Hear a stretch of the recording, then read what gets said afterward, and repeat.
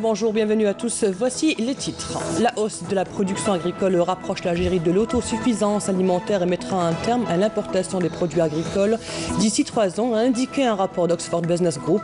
Les détails à suivre dans quelques instants. Grande avancée dans la réalisation du grand viaduc, des ouvrages d'art et des 5 accès routiers de la grande mosquée d'Alger pour un coût global de 6 milliards de dinars. Al-Anqawiya, une école qui porte le nom de son maître, le maître du Sha'bi El-Hadj Mohamed Al-Anqa, une évocation à suivre dans notre journal.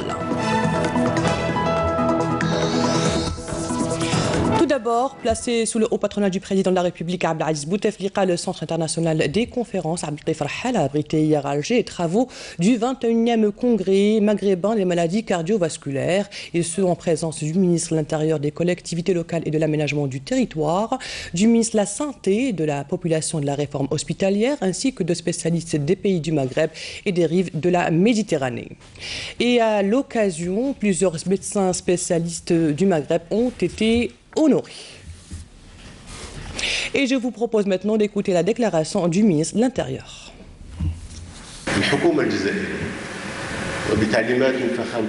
Le gouvernement algérien, et suivant les instructions du président de la République, vous considère comme un pôle de propositions. Ces propositions et ces recommandations qui vont sanctionner les travaux de cette rencontre, que nous considérons comme très importantes, elle contribue au développement du système de santé de manière générale et particulièrement dans votre spécialité. Au niveau du gouvernement, nous considérons que c'est vous qui êtes les mieux placés pour faire des propositions dans votre domaine de spécialité médicale, et tout cela dans l'intérêt du malade. Le ministre du Tourisme et de l'Artisanat, Abdelkader Belmessaoud, prend part aujourd'hui à Nairobi au Kenya aux travaux de la conférence internationale de haut niveau sur l'économie bleue durable. Comme annoncé dans les titres dans un rapport consacré à l'agriculture algérienne, Oxford Business Group a indiqué que l'Algérie se rapproche un peu plus de son objectif d'autosuffisance alimentaire et pourrait, selon les prévisions officielles, mettre un terme à l'importation de produits agricoles d'ici 3 ans. L'Algérie a enregistré une production céréalière record au cours de la campagne agricole 2017-2018, récoltant 6,1 millions de tonnes de céréales entre juillet 2017 et juin 2018, soit une augmentation de 74% par rapport aux 3,5 millions de tonnes récoltées au cours de la saison précédente, a rappelé l'OBG, citant l'annonce faite par le ministre de l'Agriculture Abdelkader Bouazghi. Cette forte production a permis à l'Algérie d'atteindre avant l'heure l'objectif de produire 5,3 millions de tonnes de céréales par an avant 2022, ajoutant que les récoltes de légumes ont également été abondantes, note le rapport. Direction maintenant l'est du pays, à Constantine. L'évaluation de la campagne La Bourse Maille a été au cœur d'une réunion des services agricoles et le ministère de la tutelle. Voici les détails avec Nassima Imloul. Des rencontres régionales de suivi et d'accompagnement, ce sont là des procédures entreprises par le ministère de l'Agriculture pour l'évaluation et l'encadrement de la campagne de labour et semaille, pour permettre d'améliorer considérablement le volume et la qualité de la production, notamment en céréales et légumes secs.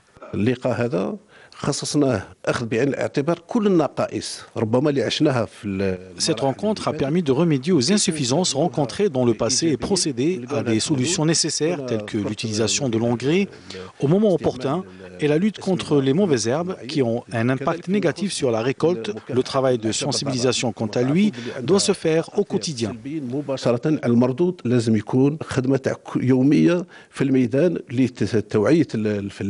Renforcer les dispositifs d'encadrement, subventions financières et approvisionnement en intrants agricoles, semences et engrais permettront d'atteindre les objectifs projetés. L'Office national des céréales a mobilisé environ 4 millions de quintaux de semences au profit des agriculteurs, des machines et environ 3 millions de quintaux d'engrais nutritifs en phosphore et en azote.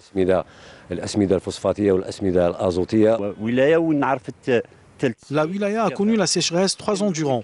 Je peux vous dire que ces 2 dernières années, nous avons produit 400 000 quintaux. L'année passée, nous avons atteint 1 million de quintaux et nous espérons atteindre les 1,5 million de quintaux. La récolte des céréales de l'année 2018 a atteint son apogée, soit 60 500 000 de quintaux. Une belle production qui a encouragé les agriculteurs à s'investir davantage, surtout avec la mobilisation de plus de 2 millions de quintaux de semences et plus d'1 million de quintaux d'engrais, un soutien de la tutelle pour la saison 2018-2019. À l'ouest du pays, à Oran, la commune de Messerguine abrite la première édition de la fête de la clémentine. Cette édition vise à mettre en valeur cet agrume, un produit du terroir, en vue de le labelliser. Un dossier sera soumis aux autorités en charge de cette opération. L'objectif, réhabiliter cette variété en voie de disparition, vu la régression des vergers agrumicoles. Badia Amarni. La clémentine de Messerguine à Oran est l'un des produits les plus connus et le plus prisés de la région. Pour la mettre en valeur et la faire connaître au public, un salon lui est dédié. Cette clémentine est d'origine d'ici, de Messerguine. Elle est introduite depuis 1902. Cette variété commence à disparaître. En tant qu'agriculteurs, nous cultivons encore cette clémentine et avons même mis en place une pépinière dans le but de rétablir cette variété.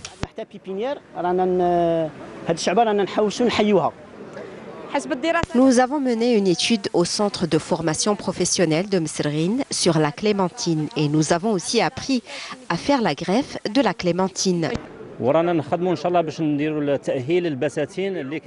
Nous sommes en train de réhabiliter les vieux vergers agrumicoles qui commencent à disparaître pour différentes raisons, entre autres le manque ou la salinité de l'eau. Nous participons justement à ce salon pour sensibiliser autour de la réhabilitation de la clémentine. Les autorités locales de la wilaya d'Oran s'attellent à la mise en place d'un plan stratégique visant le développement et la promotion de la clémentine. Nous sommes en phase de préparation d'un dossier pour la labellisation de ce produit de terroir qui est la clémentine de Messerguine. Il y a un accompagnement de l'État dans ce domaine pour le développement de cette filière dans la région. Nous avons un programme qui sera lancé bientôt pour augmenter les surfaces de production, mais à condition que l'eau soit disponible. Cultiver et mettre en valeur cet agrume qu'est la clémentine permettra sans nul doute de relancer le développement local.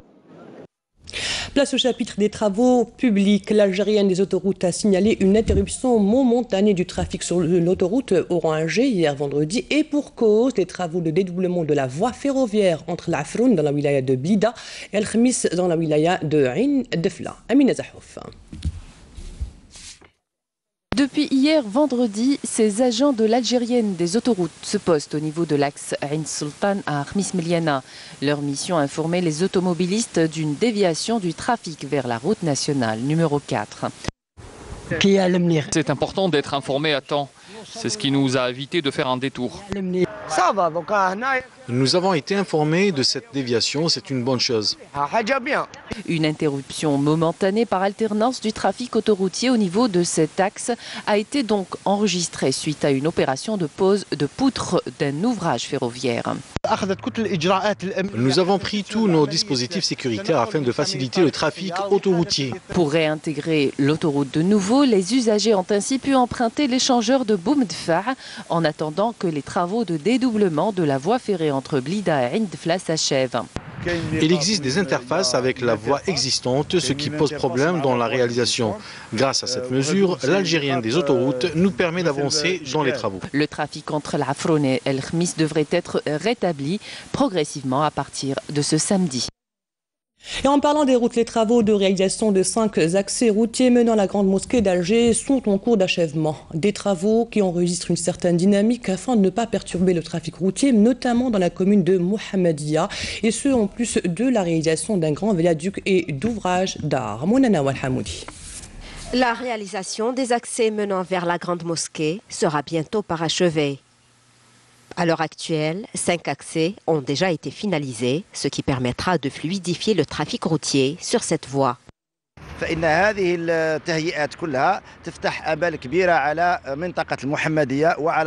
Ces travaux d'aménagement permettent de désengorger la commune d'El Mohammedia ainsi que l'autoroute. De ce fait, la région d'El Mohammedia et El Harrach constitueront un accès vers le boulevard Tripoli et vers la route, ainsi que vers la route Est. Le montant global de ce projet est de 6 milliards de dinars, dont 20% sont réservés à la construction des routes, 40% aux grands ouvrages d'art, à savoir les tunnels et le pont géant, et 200 milliards de centimes seront consacrés à l'indemnisation des propriétaires. D'autres ouvrages d'art, à savoir 5 nouveaux accès routiers, 2 tunnels dotés de points de contrôle et menant vers l'esplanade de la mosquée, en plus de 2 ponts géants, seront également réceptionnés prochainement. Nous avons rencontré beaucoup de difficultés pour l'installation des lignes électriques, des canalisations d'eau et de gaz. Mais nous avons pris toutes nos dispositions pour livrer ces réalisations dans les délais impartis. L'aménagement extérieur de la grande mosquée, réalisé grâce à des moyens 100% algériens, sera d'une grande utilité pour l'édifice et contribuera à la gestion des flux après l'ouverture de la mosquée et sa fréquentation par les visiteurs. Développement local. Une nouvelle clinique vient d'ouvrir ses portes à Ouargla. Cette nouvelle clinique est équipée d'un matériel médical sophistiqué destiné pour différentes spécialités. Par ailleurs, un centre commercial vient d'ouvrir ses portes également qui a permis la création de plus de 200 postes d'emploi. Badia Amarni. La clinique Adda est l'un des investissements les plus importants à Ouargla. Elle est dotée de tous les équipements et matériels modernes. Les spécialités dont ont besoin les citoyens sont disponibles avec des plateaux techniques d'une grande compétence. Nous avons eu toutes les facilitations de la part de l'État sur le plan financier et administratif. Nous sommes prêts pour fournir les meilleures prestations grâce aux plateaux techniques existants au niveau de la radiologie et du laboratoire. Nous disposons de 2 blocs opératoires avec des équipements techniques modernes aux standards internationaux. Dans le cadre de la concrétisation du programme du président de la République, plusieurs projets ont été mis en service. Nous avons inauguré cette clinique privée, de même qu'un centre commercial. Un autre projet d'envergure dans la région. Il s'agit de ce centre commercial bâti sur une superficie de plus de 2 hectares. Il est situé dans la daïra de Séderhuilet. Un projet initié par un jeune investisseur qui a réussi à créer plus de 200 emplois permanents dans la région. Son ambition est d'élargir davantage son activité, de la diversifier en faisant appel à des compétences jeunes de la région. Nous avons créé 200 postes de travail permanents, des agents de sécurité, des employés, des vendeurs et des agents d'administration. L'accompagnement par l'État des investisseurs, notamment des jeunes dans le sud algérien, permet la mise en place de grands projets. Ouargla en est l'exemple concret de la diversification des investissements dont l'objectif est le même, le développement de l'économie nationale. La wilaya de Soukharas a bénéficié de plus de 150 projets relevant du secteur de la jeunesse et des sports. L'objectif, offrir à la population juvénile des espaces de loisirs et d'entraînement. Nassima Imnoul. La wilaya de Soukharas vient d'être dotée de la plus grande salle omnisport à travers le territoire national en superficie et en équipement adapté. Un acquis qui permettra de promouvoir la pratique de certaines disciplines, notamment le karaté et le judo. Nous pratiquons dans cette salle surtout les arts martiaux, tels que le judo et le karaté, un sport de combat japonais.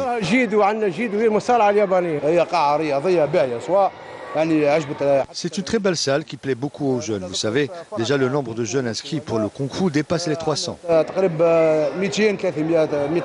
Dans le cadre de l'amélioration du parc infrastructurel du secteur, plusieurs projets ont été réalisés dans différentes communes de la région, à savoir des piscines semi-olympiques, des maisons de jeunes, des terrains de proximité polyvalents et des salles spécialisées.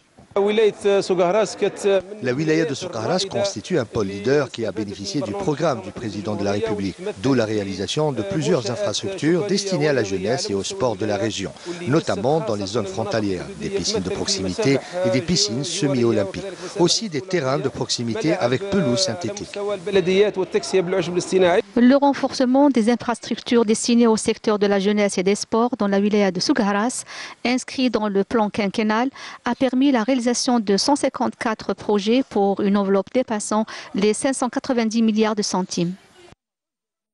Football, et voilà maintenant les résultats de la rencontre d'hier en clôture de la 15e journée de Ligue 1 mobiliste de football entamée le 15 novembre dernier et achevée donc hier vendredi. Le CAP Bourj Bouarridj a renoué avec le succès en battant la JS Kabylie. L'unique but de la rencontre a été inscrit par l'attaquant Ben Amr Mellal sur pénalty à la 8e minute de jeu. Escrime avec ce soir en direct sur Canal Algérie à partir de 17h, les demi-finales et finales individuelles fleuret et féminin où malheureusement les 6 athlètes algériennes ont été éliminées hier pour le compte de l'étape d'Alger de Coupe du Monde d'escrime. Vous retrouverez donc Mokhtar Hamani en direct depuis la salle Harsha à 17h.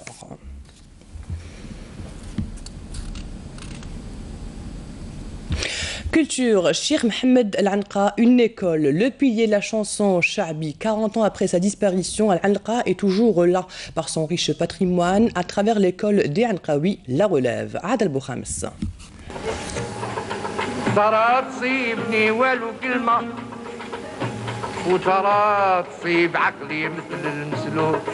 Je chante pour les Algériens. Une phrase qui résume à elle seule le parcours artistique exceptionnel d'un des maîtres de la chanson Sha'bi, Cheikh Mohamed Al-Anqa, ou celui qu'on surnommait le cardinal. C'est en 1907, au sein d'une famille modeste d'Alger, que le Hajj Mohamed Al-Anqa a vu le jour en pleine période coloniale. D'où l'attention accordée par ses parents à son éducation et à son instruction. Des parents qui s'inquiétaient en même temps pour son intéressement à l'art, ce qui n'était pas admis à l'époque. D'ailleurs, il était encore jeune lorsqu'il a rencontré au café Qahwat la Gare son futur maître, Cheikh Mustafa Nador, qui l'intégrera dans sa troupe musicale, ayant apprécié sa mémoire vive et sa capacité à apprendre et mémoriser un qsid, après l'avoir écouté une seule fois. Les grands moments de la carrière artistique de Hajj Mohamed Al-Anqa et l'influence du milieu populaire, la Casbah d'Alger où il a vécu, et des événements de son époque, le colonialisme français, la révolution et l'indépendance nationale, sur son art qu'il a voulu populaire, ayant fait le choix de s'adresser sans détour aux enfants de son peuple. Ces événements ayant accompagné et forgé le parcours du maître du Sha'bi. Les modifications qu'il a apportées à l'andalou, tant au plan de la langue qu'au plan de la musique et l'introduction du banjo pour populariser ce genre, lui ont valu des critiques acerbes de la part des puristes. Des critiques qui ne l'ont pas empêché d'être intronisé comme le maître du Sha'bi. Mieux encore, le Hajj Al-Anqa persiste et signe en rendant son jeu musical plus pétillant, ajouté à cela sa manière de mettre la mélodie au service du verbe. Au terme d'une carrière de plus d'un demi-siècle, le cardinal s'est éteint après avoir interprété près de 360 qsid et produit environ 130 disques. Un legs qui lui vaut aujourd'hui de voir son nom porté par une école, l'Anqawiyya.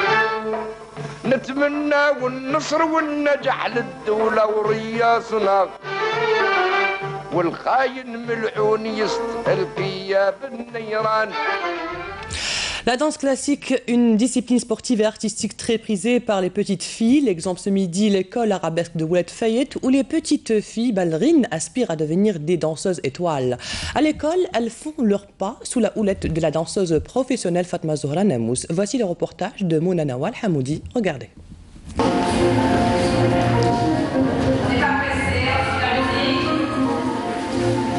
Elles ont entre 3 et 25 ans. Pour ces fillettes de l'école arabesque, la danse est bien plus qu'un sport. C'est une passion, un rêve. Une discipline où toutes les performances physiques et techniques sont mises au service de la beauté et de l'élégance. Certaines d'entre elles pratiquent la danse classique depuis plus de 20 ans. On commence.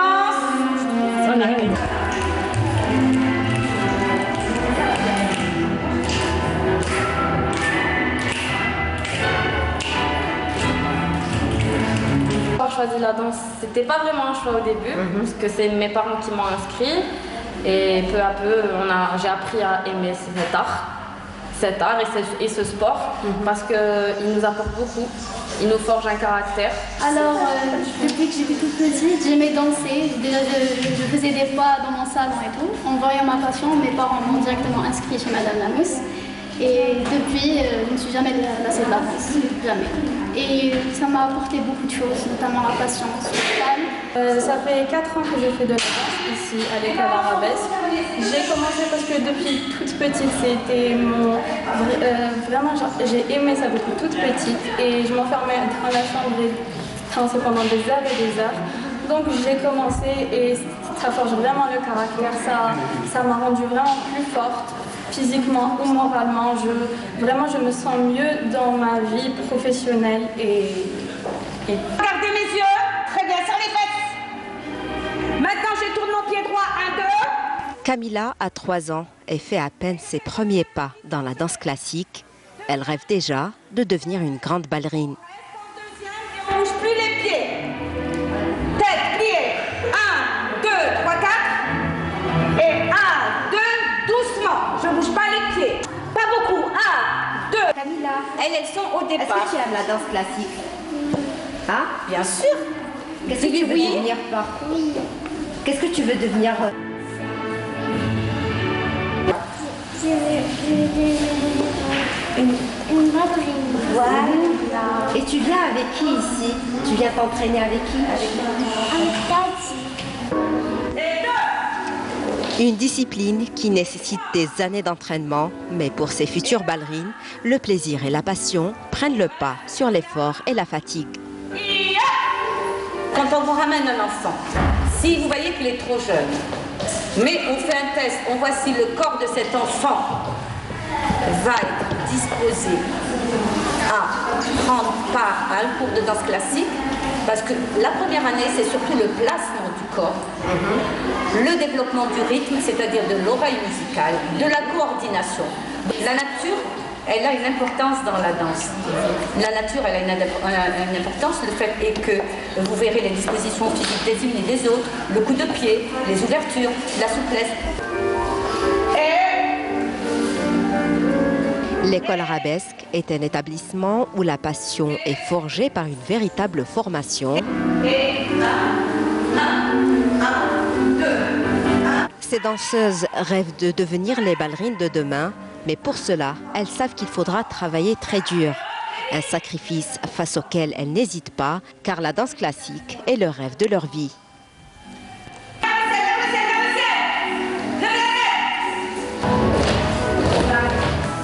Et c'est la fin de cette édition préparée par la rédaction de Canal Algérie. Merci à vous de l'avoir suivi. Dans quelques instants, les prévisions météo de Feli El Chir. L'information continue sur notre site untv.nz, sur YouTube ou sur notre page Facebook. Bonne semaine. Au revoir.